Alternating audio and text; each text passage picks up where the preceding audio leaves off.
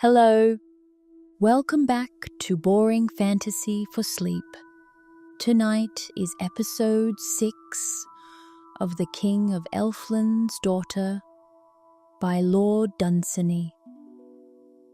In episode 5, Orion went into the forest before dawn with the ancient horn in his hands. He was hunting something that left no ordinary tracks. Something that belonged to the world his mother came from, and that recognized something in him in return. And the boundary of Elfland retreated before him, not all at once, not dramatically, but slightly each time he approached it. As though Elfland and the mortal world cannot occupy the same space, and the closer he gets, the further it goes. And then the unicorn came through. It crossed the border from Elfland into the fields we know, and stood in a forest clearing in the starlight, ancient and pale and slightly luminous, entirely out of place in the ordinary world, and entirely at ease with that fact. Orion watched from the shadow of the tree line. The horn was in his hands. Tonight, the Parliament of Earl speaks again. They got what they asked for, a lord with magic blood, a connection to Elfland, and it has cost them their lord's presence and their peace and the ordinary life they had before. They do not regret what they wished for. They only wish it had worked out differently, and Alveric wanders, and Luralus speaks of the mortal world to the creatures of Elfland, and they listen the way we listen to someone describing a country we have never visited, and find it wonderful for reasons they cannot entirely explain. This is episode 6, 12 Old Men Without Magic, chapters 17, 18, 19, and 20. Chapter 18. The Grey Tent in the Evening. On the day that the hunted unicorn crossed the valley of Earl Alveric had wandered for over 11 years. For more than 10 years, a company of 6, they went by the backs of the houses by the edge of the fields we know, and camped at evenings with their queer material hung greyly on poles. And whether or not the strange romance of their quest mirrored itself in all the things about them, those camps of theirs seemed always the strangest thing in the landscape. And as evening grew greyer around them, their romance and mystery grew. And for all the vehemence of Alveric's ambition, they travelled leisurely and lazily. Sometimes in a pleasant camp, they stayed for 3 days. Then they went strolling on. 9 or 10 miles, they would march, and then they would camp again. Someday, Alveric felt sure in his heart, they would see that border of twilight. Someday they would enter Elfland, and in Elfland, he knew that time was not as here. He would meet Lyrazel unaged in Elfland, with never one smile lost to the raging years, never a furrow worn by the ruin of time. This was his hope, and it led his queer company on from camp to camp, and cheered them round the fire in the lonely evenings, and brought them far to the north, travelling all along the edge of the fields we know, where all men's faces turned the other way, and the 6 wanderers went unseen and unheeded. Only the mind of Vand hung back from their hope, and more every year his reason denied the lure that was leading the rest. And then, one day, he lost his faith in Elfland. After that, he only followed until a day when the wind was full of rain, and all were cold and wet, and the horses weary. He left them then, and Rannoch followed because he had no hope in his heart, and wished to wander from sorrow. Until one day, when all the blackbirds were singing in trees of the fields we know, and his hopelessness left him in the glittering sunshine, and he thought of the cosy homes and the haunts of men. and soon he too passed out of the camp one evening and set off for the pleasant lands. And now the 4 that were left were all of one mind, and under the wet, coarse cloth that they hung on poles, there was deep content in the evenings. For Alveric clung to his hope with all the strength of his race, that had once won Earl in old battles and held it for centuries long, and in the vacant minds of Niv and Zend, this idea grew strong and big, like some rare flower that a gardener may plant by chance in a wild, untended place. And Thiel sung of the hope, and all his wild fancies that roamed after song decked Alveric's quest with more and more of glamour. So all were of one mind, and greater quests, whether mad or sane, have prospered when this was so, and greater quests have failed when it was otherwise.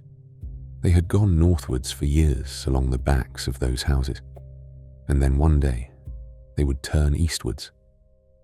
Wherever a certain look in the sky or a touch of weirdness at evening, or a mere prophecy of Niv's, seemed to suggest a proximity of Elfland. Upon such occasions they would travel over the rocks that for all those years lay bordering the fields we know, until Alveric saw that provisions for men and horses would barely bring them back to the houses of men. Then he would turn again, but Niv would have led them still onward over the rocks, for his enthusiasm grew as they went, and Thiel sang to them, prophesying success. And Zend would say that he saw the peaks and the spires of Elfland, only Alveric was wise. And so they would come to the houses of men again, and buy more provisions. And Niv and Zend and Thiel would babble of the quest, pouring out the enthusiasm that burned in their hearts.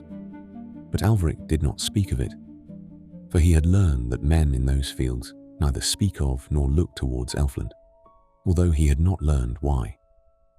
Soon they were on again, and the folk that had sold them the produce of fields, we know gazed curiously after them as they went, as though they thought that from madness alone, or from dreams inspired by the moon, came all the talk they had heard from Niv, and Zend, and Thiel. Thus they always travelled on, always seeking new points from which to discover Elfland. And on the left of them blew scents from the fields we know, the scent of lilac from cottage gardens in May, and then the scent of the whitethorn, and then of roses, till all the air was heavy with new-mown hay. They heard the low of cattle away on their left, heard human voices, heard partridges calling, heard all the sounds that go up from happy farms. And on their right was always the desolate land, always the rocks, and never grass, nor a flower. They had the companionship of men no more, and yet they could not find Elfland. In such a case, they needed the songs of Thiel, and the sure hope of Niv, and the talk of Alveric's quest spread through the land and overtook his wanderings, till all men that he passed by knew his story. And from some, he had the contempt that some men give to those who dedicate all their days to a quest, and from others he had honour, but all he asked for was provender, and this he bought when they brought it. So they went on. Like legendary things, they passed along the backs of the houses, putting up their grey, shapeless tent in the grey evenings. They came as quietly as rain, and went away like mists drifting. There were jests about them, and songs, and the songs outlasted the jests. At last they became a legend, which haunted those farms forever. They were spoken of when men told of hopeless quests, and held up to laughter or glory, whichever men had to give. And all the while, the king of Elfland watched, for he knew by magic when Alveric's sword drew near. It had troubled his kingdom once, and the king of Elfland knew well the flavour of thunderbolt iron when he felt it loom on the air. From this he had withdrawn his frontiers far, leaving all that ragged land deserted of Elfland. And though he knew not the length of human journeys, he had left a space that to cross would weary the comet, and rightly deemed himself safe. But when Alveric with his sword was far to the north, the Elf King loosened the grip with which he had withdrawn Elfland, as the moon that withdraws the tide lets it flow back again, and Elfland came racing back as the tide over flat sands. With a long ribbon of twilight at its edge, it floated back over the waste of rocks. With old songs it came, with old dreams, and with old voices. And in a while, the frontier of twilight lay flashing and glimmering near the fields we know, like an endless summer evening that lingered on out of the golden age. But bleak and far to the north, where Alveric wandered the limitless rocks, still heaped the desolate land, only to fields from which he and his sword and his adventurous band were remotely gone, that mighty inlet of Elfland came lapping back, so that close again to the leather worker's cottage and to the farms of his neighbours, a bare 3 fields away, lay the land that was heaped and piled with all the wonder for which poets seek so hard, the very treasury of all romantic things. And the elfin mountains gazed over the border serenely, as though their pale blue peaks had never moved, and here the unicorns fed along the border as it was their custom to do, feeding sometimes in Elfland, which is the home of all fabulous things, cropping lilies below the slopes of the elfin mountains, and sometimes slipping through the border of twilight at evening when all our fields are still, to feed upon earthly grass. It is because of this craving for earthly grass that comes on them now and then, as the red deer in Highland mountains crave once a year for the sea, that, fabulous though they are on account of their birth in Elfland, their existence is nevertheless known among men. The fox, which is born in our fields, also crosses the frontier, going into the border of twilight at certain seasons. It is thence that he gets the romance with which he comes back to our fields. He also is fabulous, but only in Elfland, as the unicorns are fabulous here. And seldom the folk on those farms saw the unicorns, even dim in the gloaming, for their faces were turned forever away from Elfland. The wonder, the beauty, the glamour, the story of Elfland were for minds that had leisure to care for such things as these. But the crops needed these men, and the beasts that were not fabulous, and the thatch, and the hedges, and 1,000 things. Barely at the end of each year, they won their fight against winter. They knew well that if they let a thought of theirs turn but for a moment towards Elfland, its glory would grip them soon and take all their leisure away, and there would be no time left to mend thatch or hedge, or to plough the fields we know. But Orion, lured by the sound of the horns that blew from Elfland at evening, and that some elvish attuning of his ears to magical things caused him alone in all those fields to hear, came with his hounds to a field across which ran the frontier of twilight, and found the unicorns there, late on an evening. And slipping along a hedge of the little field, with his hounds padding behind him, he came between a unicorn and the frontier, and cut it off from Elfland. This was the unicorn that with flashing neck, covered with flecks of foam that shone silvery in the starlight, panting, harried and weary, came across the valley of Earl, like an inspiration, like a new dynasty to a custom-weary land, like news of a happier continent found far off by suddenly returned seafaring men. Chapter 19. 12 Old Men Without Magic. Now few things pass by a village and leave no talk behind them. Nor did this unicorn.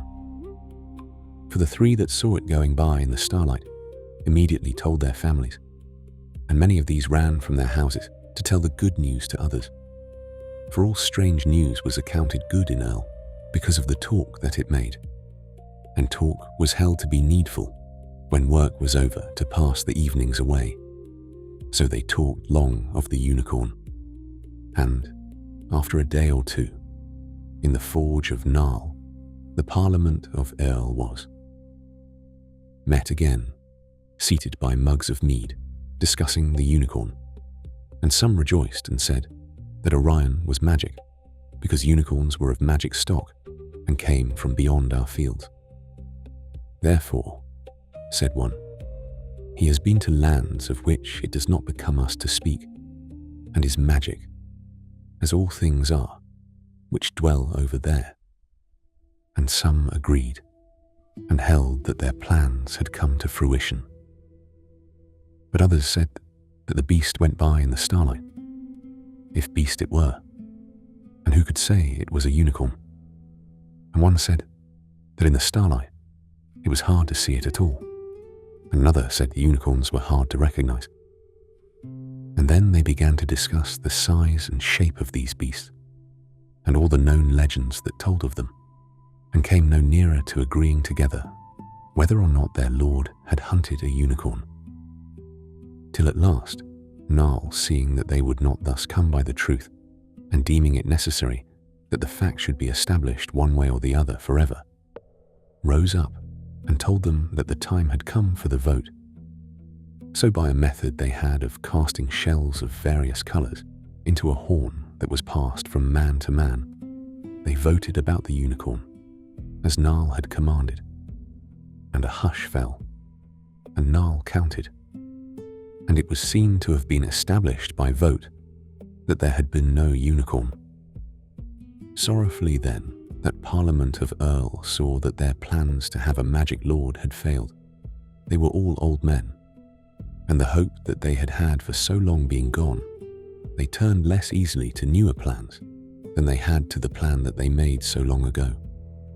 What should they do now? They said. How come by magic? What could they do that the world should remember Earl? 12 old men without magic. They sat there over their mead, and it could not lighten their sadness. But Orion was away with his hounds near that great inlet of Elfland, where it lay as it were at high tide, touching the very grass of the fields we know. He went there at evening, when the horns blew clear to guide him, and waited there, all quiet at the edge of those fields for the unicorns to steal across the border. For he hunted stags no more. And as he went over those fields in the late afternoon, folk working on the farms would greet him cheerily. But when still he went eastwards, they spoke to him less and less, till at last when he neared the border, and still kept on, they looked his way no more, but left him and his hounds to their own devices. And by the time the sun set, he would be standing quiet by a hedge that ran right down into the frontier of twilight, with his hounds all gathered close in under the hedge, with his eye on them all, lest one of them dared to move. And the pigeons would come home to trees of the fields we know, and twittering starlings, and the elfin horns would blow. Clear, silver, magical music thrilling the chilled air, and all the colours of clouds would go suddenly changing. It was then in the failing light, in the darkening of colours, that Orion would watch for a dim white shape stepping out of the border of twilight. And this evening, just as he hushed a hound with his hand, just as all our fields went dim, there slipped a great white unicorn out of the border, still munching lilies such as never grew in any fields of ours. He came, a whiteness on perfectly silent feet, 4 or 5 yards into the fields we know, and stood there still as moonlight, and listened, and listened, and listened. Orion never moved, and he kept his hounds silent by some power he had, or by some wisdom of theirs. And in 5 minutes, the unicorn made a step or two forward and began to crop the long, sweet, earthly grasses. And as soon as he moved, there came others through the deep blue border of twilight. And all at once, there were 5 of them feeding there. And still, Orion stood with his hounds and waited. Little by little, the unicorns moved further away from the border, lured further and further into the fields we know by the deep, rich, earthly grasses, on which all 5 of them browsed in the silent evening. If a dog barked, even if a late cock crew, up went all their ears at once, and they stood watchful, not trusting anything in the fields of men, or venturing into them far. But at last, the one that had come first through the twilight got so far from his magical home that Orion was able to run between him and the frontier, and his hounds came behind him. And then had Orion been toying with the chase, then had he hunted but for an idle whim, and not for that deep love of the huntsman's craft that only huntsmen know, then had he lost everything. For his hounds would have chased the nearest unicorns, and they would have been in a moment across the frontier and lost.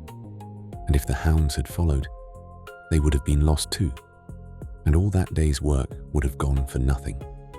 But Orion led his hounds to chase the furthest, watching all the while to see if any hound would try to pursue the others. And only one began to, but Orion's whip was ready. And so he cut his quarry off from its home, and his hounds for the second time were in full cry after a unicorn.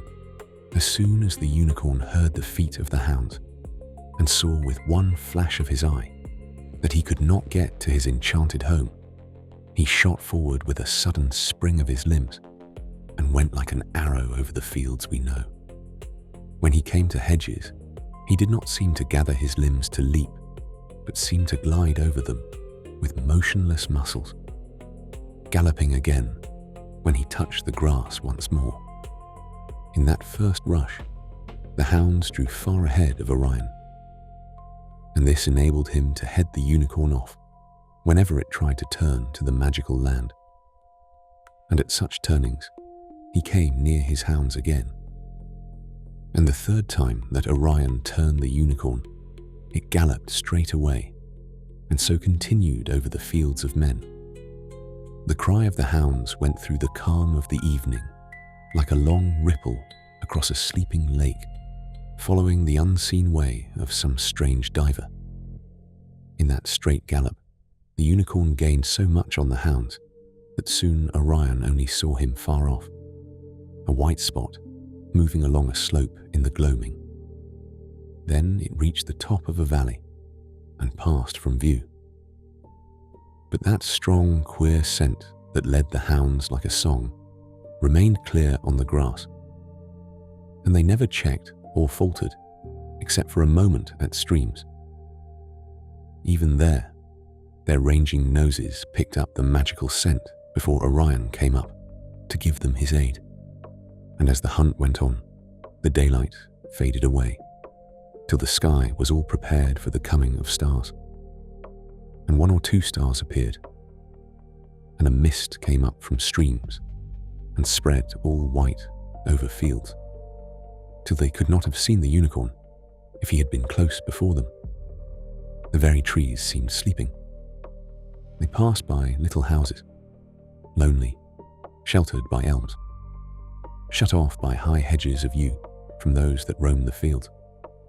Houses that Orion had never seen or known till the chance course of this unicorn brought him suddenly past their doors.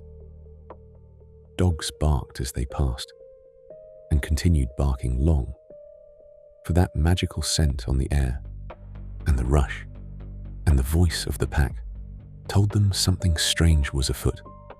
And at first they barked because they would have shared in what was afoot, and afterwards, to warn their masters about the strangeness, they barked long through the evening. And once, as they passed a little house in a cluster of old thorns, a door suddenly opened, and a woman stood gazing to see them go by. she could have seen no more than grey shapes. But Orion, in the moment as he passed, saw all the glow of the house, and the yellow light streaming out into the cold. The merry warmth cheered him, and he would have rested a while in that little oasis of man in the lonely fields. But the hounds went on, and he followed. And those in the houses heard their cry go past like the sound of a trumpet, whose echoes go fading away amongst the furthest hills. A fox heard them coming, and stood quite still and listened. At first he was puzzled. Then he caught the scent of the unicorn, and all was clear to him, for he knew by the magic flavour that it was something coming from Elfland. But when sheep caught the scent, they were terrified, and ran all huddled together until they could run no more. Cattle leaped up from their sleep, gazed dreamily, and wondered.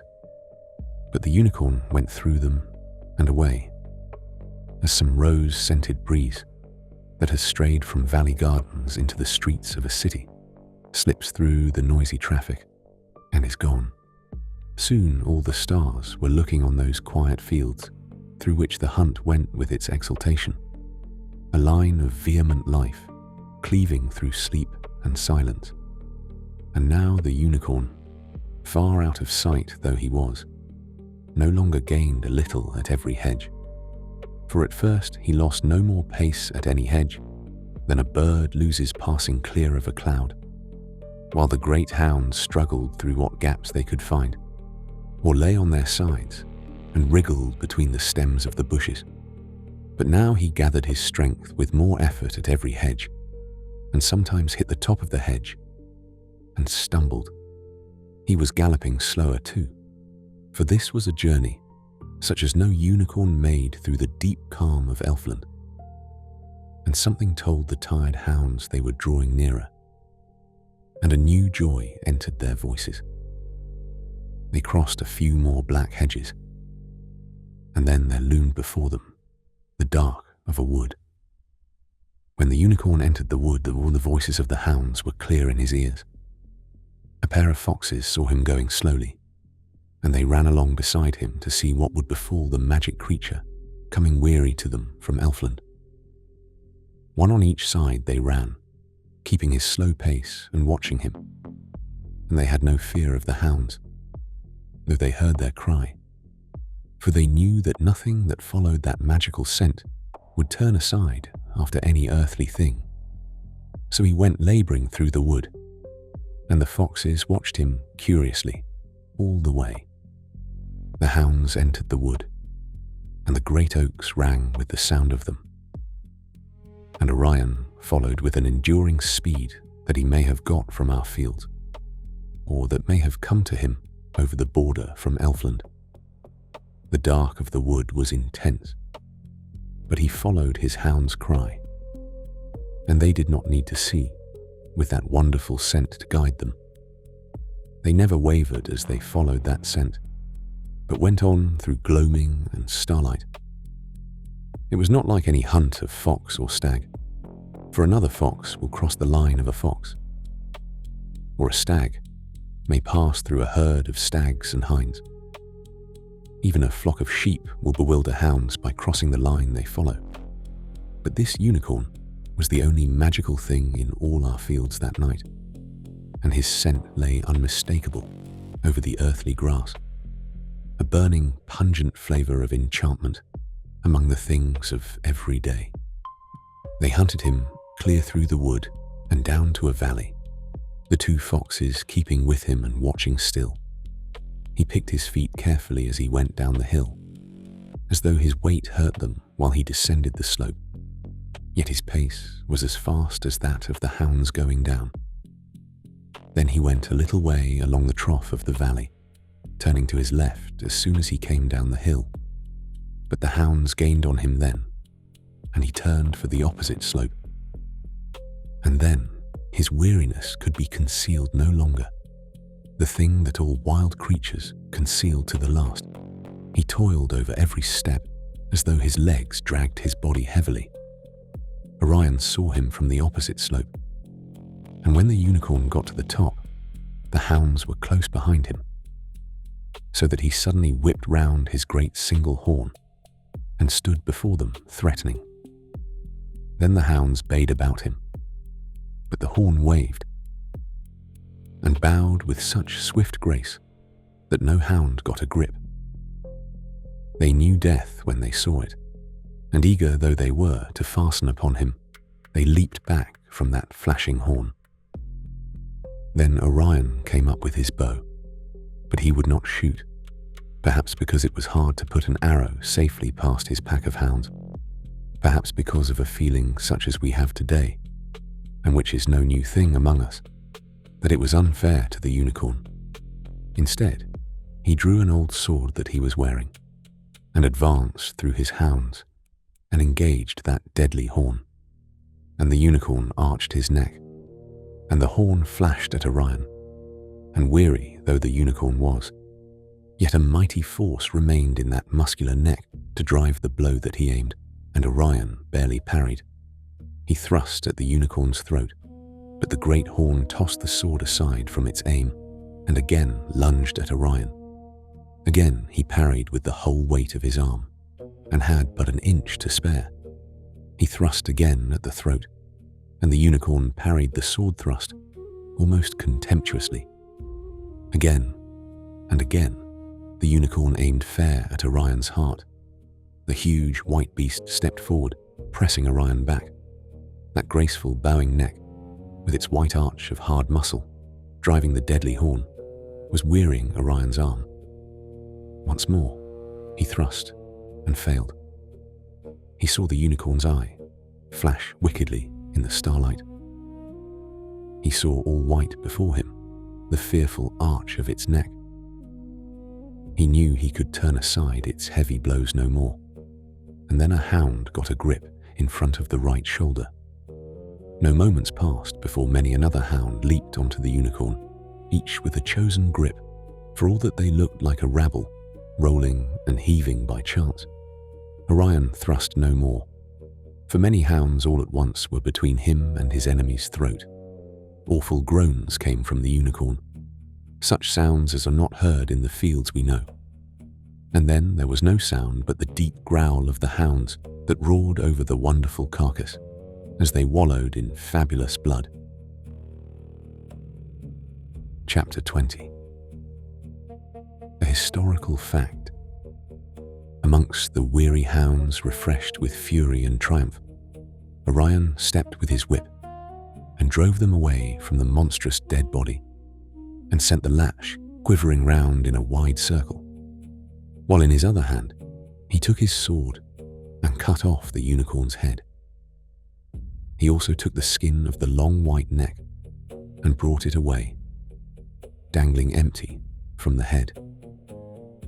All the while, the hounds bayed and made eager rushes one by one at that magical carcass whenever one saw a chance of eluding the whip, so that it was long before Orion got his trophy, for he had to work as hard with his whip as with his sword. But at last he had it slung by a leather thong over his shoulders, the great horn pointing upwards past the right side of his head, and the smeared skin hanging down along his back. And while he arranged it thus, he allowed his hounds to worry the body again and taste that wonderful blood.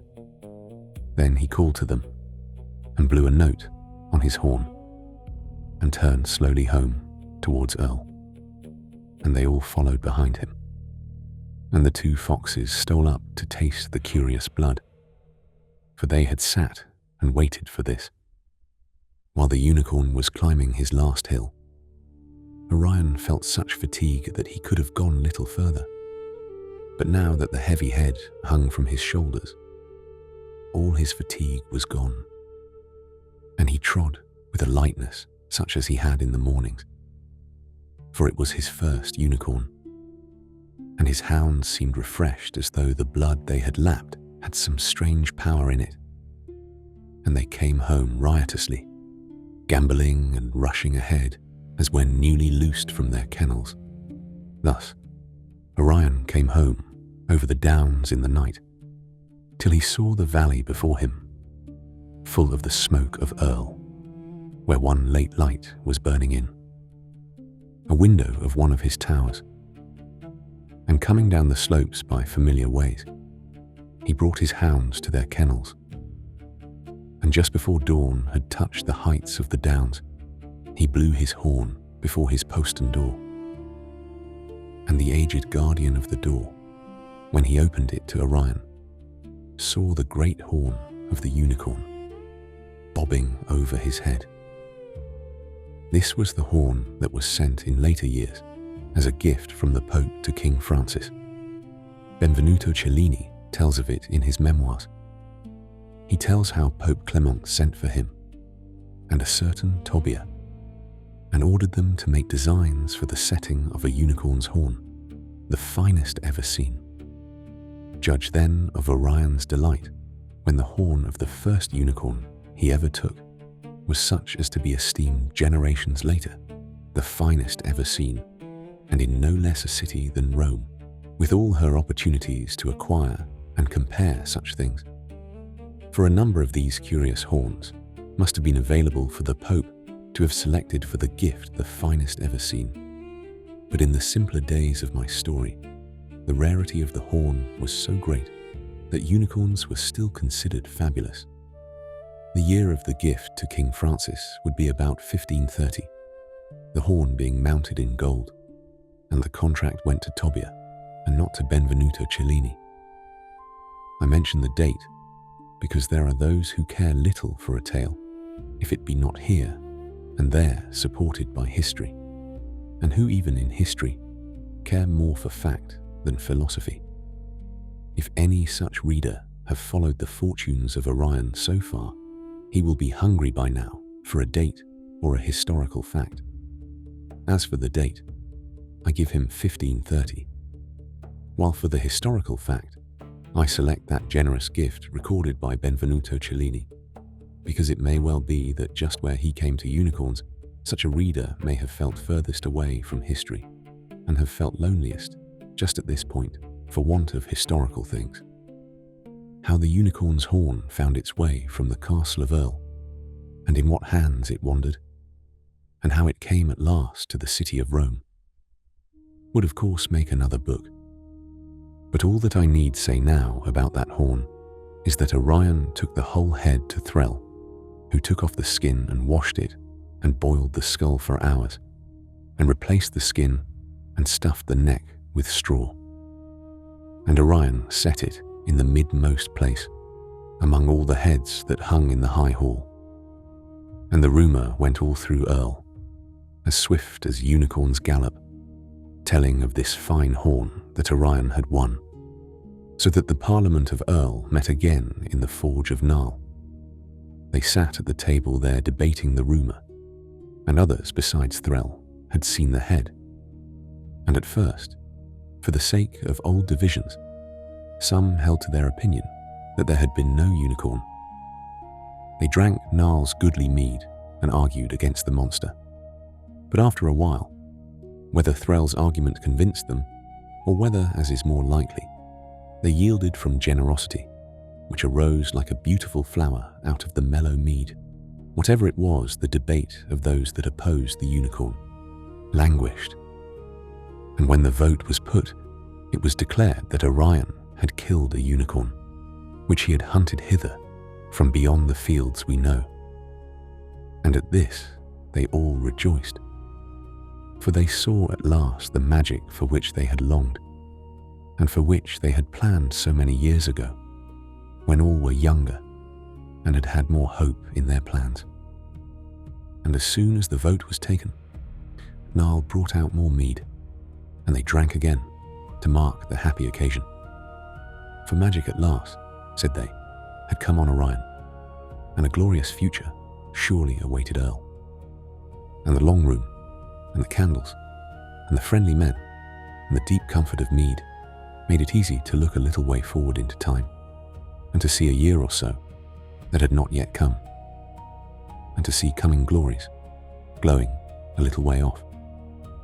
And they told again of the days But nearer now, when the distant lands should hear of the vale they loved, they told again of the fame of the fields of Earl going from city to city. One praised its castle, another its huge high downs, another the vale itself all hidden from every land, another the dear quaint houses built by an olden folk, another the deep of the woods that lay over the skyline, and all spoke of the time when the wide world should hear of it all, because of the magic that there was in Orion. For they knew that the world has a quick ear for magic, and always turns toward the wonderful, even though it be nearly asleep.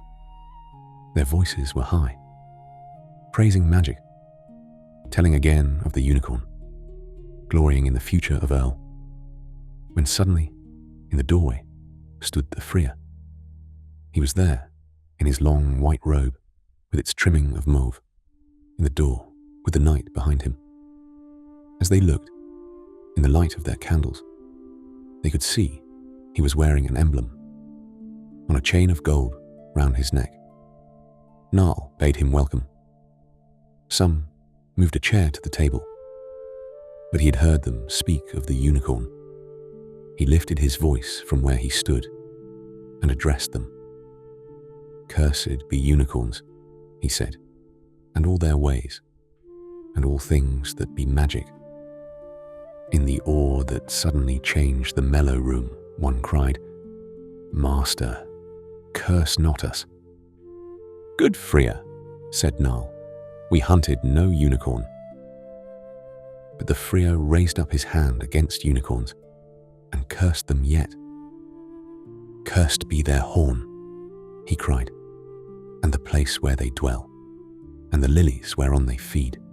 Cursed be all songs that tell of them.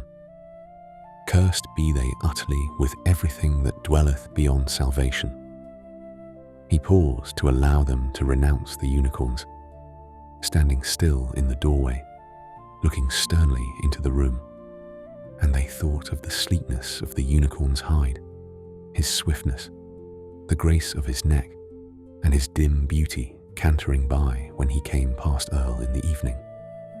They thought of his stalwart and redoubtable horn.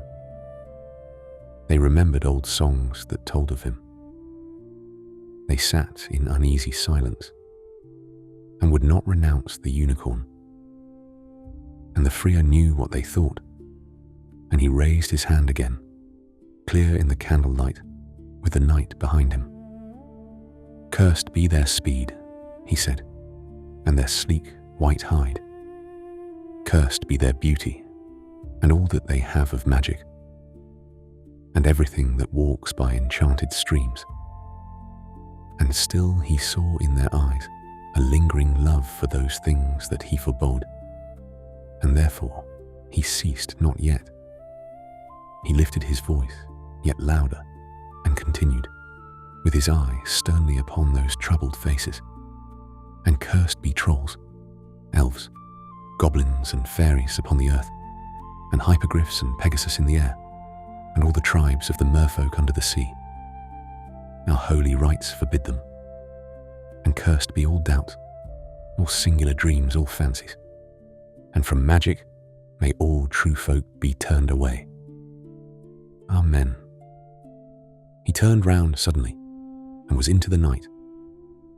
A wind loitered about the door, then flapped it to, and the large room in the forge of Narl was as it had been but a few moments before, yet the mellow mood of it seemed dulled and dim. And then Narl spoke, rising up at the table's end and breaking the gloom of the silence. "Did we plan our plans," he said, "so long ago, and put our faith in magic, that we should now renounce magical things and curse our neighbours, the harmless folk beyond the fields we know, and the beautiful things of the air, and dead mariners' lovers dwelling beneath the sea?" "No, no," said some, and they quaffed their mead again. And then one rose with his horn of mead held high, then another, and then another, till all were standing upright all round the light of the candles. "Magic!" one cried, and the rest with one accord took up his cry till all were shouting, "Magic!" The Friar on his homeward way heard that cry of magic.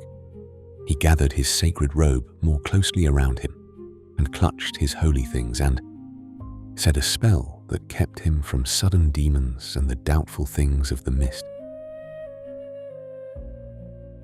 That is the end of tonight's reading. The 12 old men of Earl have spoken again and said the thing that parliaments always say when they have got what they asked for and found it more complicated than they imagined. They wished for magic. The magic came, and now the magic is gone, and the Lord who had it is somewhere to the east, walking toward a border that keeps moving, and the valley is quiet and ordinary and waiting, and Lurulu in Elfland has been telling the creatures there about the mortal world, about the smoke from the chimneys, about the sound of a dog, about the smell of bread on a cold morning. And the creatures of Elfland have listened and found it wonderful and do not entirely understand why. Neither do we, entirely. That is the point. Alveric is still walking east. Orion is still hunting. Lyrazel is still looking west. And somewhere in the valley of Earl, 12 old men are sitting together in the long stone hall, remembering what they asked for, and wondering whether they would ask for it again. They would. Episode 7, Lurulu Watches the Earth, is next. Moth is asleep. You can be too. Continue listening to music by Velikor Dark Academia.